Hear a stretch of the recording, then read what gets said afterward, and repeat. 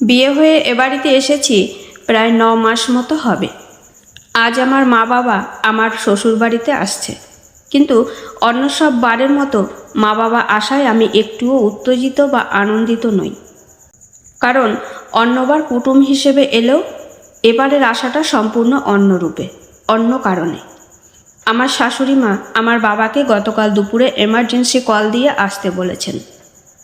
আজ বাড়িতে আমাকে নিয়ে একটা লম্বা মিটিং হবে। মা বাবা তাদের মেয়েকে যে সঠিক শিক্ষা দিতে পারেনি, তাদের মেয়ে অত্যন্ত অভদ্র, স্বেচ্ছাচারী, অন্যান্য বাড়ির বউদের সঙ্গে তাদের মেয়ের কত পার্থক্য সেটা পরতে পরতে জানান দেবার জন্যই ঘটা করে আমার মা বাবাকে এ বাড়িতে আসতে হুকুম দেওয়া হয়েছে। ছাত্রী হিসেবে আমি খুব ব্রিলিয়ান্ট না হলেও খারাপ ছিলাম এটা একেবারেই বলা যাবে না। তা না হলে কমার্সে মাস্টার ডিগ্রি কমপ্লিট করতে পারতাম না। পড়াশোনা শেষ হওয়ার পর একটা বছর আমি লাগাতার চাকরির চেষ্টা করেছিলাম। আমি বরাবরই চাইতাম নিজের পায়ের নিচের জমিটা শক্ত করতে, নিজে কিছু করতে। বিয়ের পরেও সেই চেষ্টাটা গোপনে চালিয়ে গেছি এবং পরশুদিন আমার মেইলে একটা জয়েনিং লেটার এসছে। খুব আহামরি কিছু না হলেও একটা মাঝারি ফার্মে অ্যাকাউন্টেন্টের চাকরি, কিন্তু যত ছোটই হোক আমি এই চাকরিটা করব বলে প্রতিজ্ঞাবদ্ধ। আর এই নিয়েই বাড়িতে মারাত্মক অশান্তি এবং মিটিং মিছিলের পরিকল্পনা। আমরা 2 ভাই 1 বোন। বাবা রিটায়ার্ড স্কুল টিচার। যতদিন দাদাদের বিয়ে হয়নি কোনো সমস্যা ছিল না, কিন্তু বৌদিরা আসার পর থেকেই আমাকে নিয়ে সমস্যা তৈরি হতে লাগলো। বাবার বেশ বয়স হয়েছে, মা পুরোপুরি হাউসওয়াইফ। উনি সব সময় চিন্তা করতেন বাবার যদি কিছু একটা আপদ বিপদ হয়ে যায় আমার ভবিষ্যতের কি হবে। সেই জন্য আমাকে নিজের পায়ে দাঁড়ানোর আরেকটু সুযোগ না দিয়েই রেলের সরকারি চাকুরে ছেলের সাথে আমার বিয়ে দিয়ে দিলেন। আমার স্বামী পলাশ, ওদের একেবারেই ছোট সংসার, মা আর ছেলে, এক দিদি বিবাহিতা। তাই আমার মা বাবাও ভেবেছিলেন ছোট সংসারে তেমন কাজকর্মের বেশি চাপ থাকবে না, মেয়েকে অত বেশি ঝক্কি ঝামেলাও পোহাতে হবে না। আমি বরাবরই পড়াশোনা নিয়ে থাকতে ভালোবাসি, তাই বাবার মনে হয়েছিল মেয়ে হয়তো তার শখ আহ্লাদ স্বপ্নগুলো কিছু কিছু পূরণ করার সুযোগ পাবে এ বাড়িতে থেকে। কিন্তু বিয়ে হয়ে এখানে এসে দেখলাম পুরো উল্টো ছবি। সময়ের সঙ্গে সঙ্গে এদের চিন্তা ভাবনা একেবারেই আধুনিক হতে পারেনি। এদের অনেক অবান্তর বিধি নিষেধ নিয়ম কানুন আছে এবং সেটা অবশ্যই বাড়ির বউয়ের ক্ষেত্রে প্রযোজ্য। যাই হোক, বেলা 10টা নাগাদ আমার মা বাবা এসে গেলেন। আমি ভালোভাবে আপ্যায়ন করতেও পারছিলাম না। মায়ের মুখ অস্বাভাবিক গম্ভীর। আমি জানি মা ভীষণ অস্বস্তিতে আছে, কারণ আমার শাশুড়ি মা যখন তখন ফোনে ওনার মেয়ের সম্পর্কে নালিশ করে যাচ্ছে তাই অপমান করেন। আমার শাশুড়ি মায়ের আমাকে নিয়ে অনেক সমস্যা। বিয়ের পর যখনই রান্না করতে গেছি উনি আমাকে রান্না করতে দিতেন না, কারণ আমি নাকি রান্নায় তেল মশলা বেশি খরচ করি এবং আমিষ নিরামিষ একাকার করে ফেলি। ওনাকে হাতে হাতে সাহায্য করতে গেছি, তাতেও অসুবিধে। বাসন মাজা, কাপড় কাচা, ঘর পরিষ্কার, আমার কোনো কাজেই উনি সন্তুষ্ট নন। ওনার মন পাওয়ার রহস্য যে কিসে লুকিয়ে আছে আমি আজও অবধি ভেবে বের করতে পারিনি। অথচ আমি কিছু না করলেও উনি দিন রাত এই নিয়ে রাগারাগি করেন। তার ছেলের কাছে এবং আমার মায়ের কাছে ক্রমাগত নালিশ করেন আমার বিরুদ্ধে। ওনার বাড়িতে শাড়ি ছাড়া অন্য কিছু নট অ্যালাউড। বাড়িতে উনি আর আমার স্বামী এই দুটো প্রাণী হলেও ওনার পছন্দ অনুযায়ী শাড়িই পরতে হবে। অথচ 51বর্তী পরিবারে বিয়ে হওয়া মেয়ের জন্য নিজে হাতে পছন্দসই চুড়িদার নাইটি কিনে পাঠান নিয়ম করে। আমি বেশি কিছু বলতে পারি না, কারণ এমনিতেই আমার মাকে অনেক কথা শুনতে হয় মাথা হেট করে। এরপরে আমি প্রতিবাদ করলে না জানি মা বাবাকে আরও কত অপমান সহ্য করতে হবে। ভাবতে ভাবতে একটু অন্যমনস্ক হয়ে পড়েছিলাম। এমন সময় বাবা এসে আমার মাথায় হাত বুলিয়ে দিয়ে বলল, কিরে মা, সকালে চাটা কিছু খেয়েছিস? অনেক দিন পরে নরম কথা স্পর্শ পেয়ে চোখে জল এসে গেল। ইতিমধ্যেই আমার শাশুড়ি মা বসার ঘরে এলেন, সঙ্গে ওনার ছেলে, যিনি মায়ের কথাকেই বেদবাক্য বলে মনে করেন।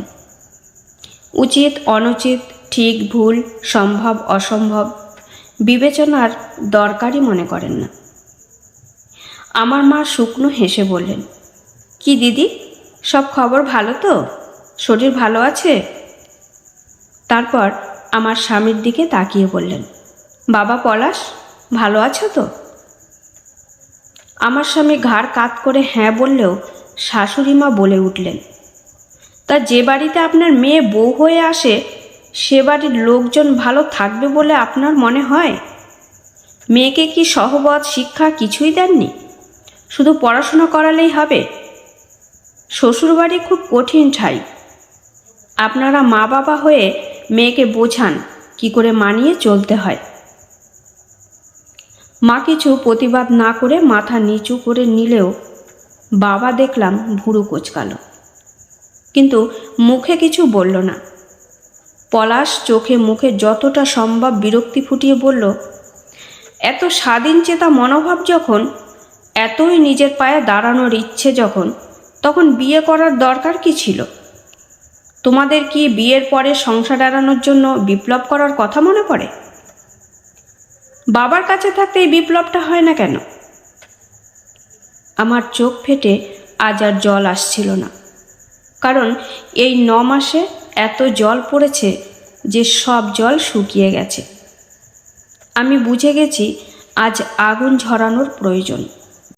ইতিমধ্যে আমার শাশুড়ির ফোন আসায় উনি ভেতরে চলে গেলেন। পলাশ আমার বাবার কাছে আমার বিরুদ্ধে নালিশ করতে ব্যস্ত হয়ে পড়ল। তখন মা আমাকে হাতটা ধরে পাশে বসিয়ে বলল, এত খরচ করে বাবা বিয়ে দিল তোর, একটু মানিয়ে চলতে পারিস না?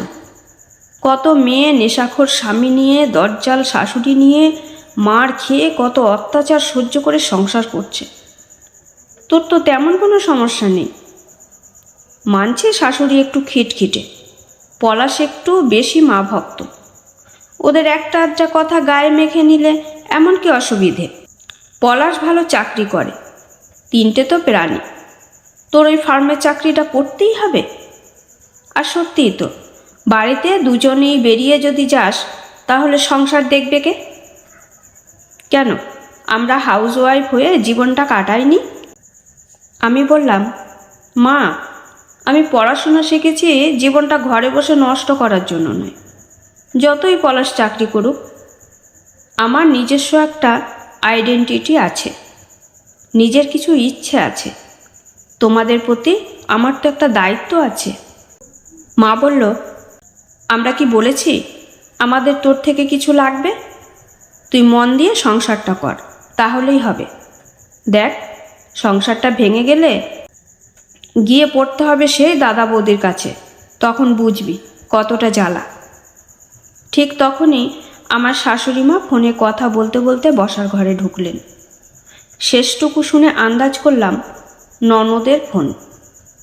ওপার থেকে কি কথা আসছে শুনতে পেলাম না, তবে উনি বলছেন, শোন, একদম অন্যায় আবদার সহ্য করবি না। এখনো মাথার উপরে তোর মা আছে, ভাই আছে, এ বাড়িতে তোর অধিকার আছে। যখনই মনে হবে আমাকে বলবি, সোজা তোকে নিয়ে চলে আসবো, দেখবো কি করে ওরা তখন। বলে ফোনটা কেটে বসতে বসতে বললেন, হ্যাঁ, যা বলছিলাম, আপনাদের মেয়ে। আমার বাবা এবার হাত তুলে থামতে বলল আমার শাশুড়ি মাকে। শান্ত গলায় বলল, আপনাদের সব কথা, সব অভিযোগ আমি শুনেছি, শুধু আজ নয়, আমার মিসেসের থেকে শুনে শুনে আমার মুখস্থ হয়ে গেছে। এবার আমি কটা কথা বলি, আপনারা শুনুন, মন দিয়ে শুনুন। মায়ের দিকে তাকিয়ে বললেন, তুমিও শোনো। ঠিক আপনার মেয়েটির মতোই আমার মেয়েটিও আমার কাছে অত্যন্ত দামি। আমি এবং আমার স্ত্রী আমাদের জীবনের একটা অংশ আপনাদের হাতে তুলে দিয়েছি। তাকে আপনাদের মতো করে গড়ে পিঠে নেয়ার অধিকার অবশ্যই আপনাদের আছে, কিন্তু তার মানে এই নয় যে এখন থেকে তার এক এবং একমাত্র পরিচয় আপনার বাড়ির বউ বা বাবা পলাশ তোমার বউ। সে একজন আলাদা মানুষ, সে স্বাধীন দেশের স্বাধীন নাগরিক। তার কেরিয়ার নিয়ে সে কি করবে সেই সিদ্ধান্ত নেওয়ার সম্পূর্ণ অধিকার তার আছে। হ্যাঁ, সংসার কিভাবে চলবে সেই বিষয়টা আলোচনা সাপেক্ষ, তবে সংসারের অচলাবস্থার দোহাই দিয়ে একটা মানুষের 17-18 বছরের পরিশ্রমের সাফল্যকে উপেক্ষা করা শুধুমাত্র অন্যায় নয়, চরমতম অপরাধ। আর বাবা পলাশ, আমি শুনেছি তুমি সব সময় তোমার স্ত্রীকে বলো তোমাদের মতো মানুষ হলে সে নাকি পার পেয়ে যাচ্ছে। অন্য পরিবার হলে বুঝতো কত ধানে কত চাল। বাবা, একটা কথা স্পষ্ট করে শোনো, আমরা আমাদের মেয়েকে তোমার জীবনসঙ্গী করে পাঠিয়েছি। বিয়ে দিয়ে তাকে আমরা না ঘাট থেকে নামিয়েছি, না তোমাদের ঘাড়ে চাপিয়ে দিয়েছি।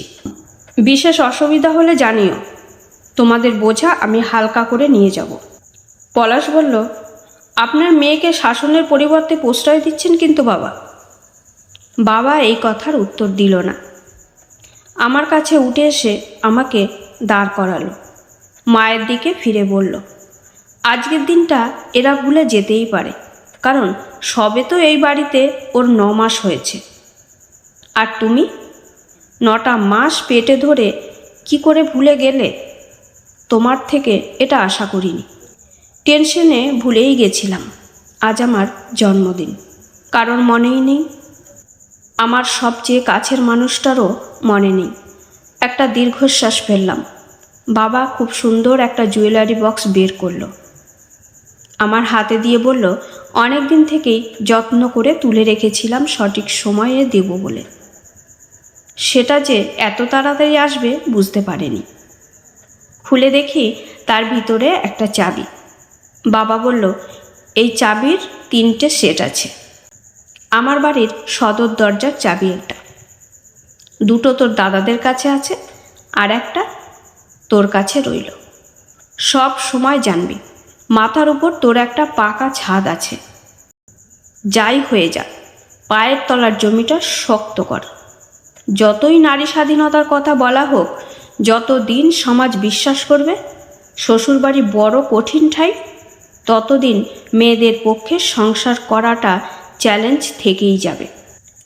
প্রথম থেকেই ছেলের বউকে বিরুদ্ধ পক্ষ না ভেবে তাকে মানিয়ে নেওয়ার সুযোগটা দিলে কি ক্ষতি হয়? আপনার যেমন একটা মেয়ে অন্য বাড়িতে আছে, ঠিক যেমন করে আপনার চিন্তা হয় তার ভালোই ভালো লাগে, তার খারাপে খারাপ লাগে, ঠিক তেমনি অন্য কারোর মেয়েটাও তো আপনার কাছে আছে।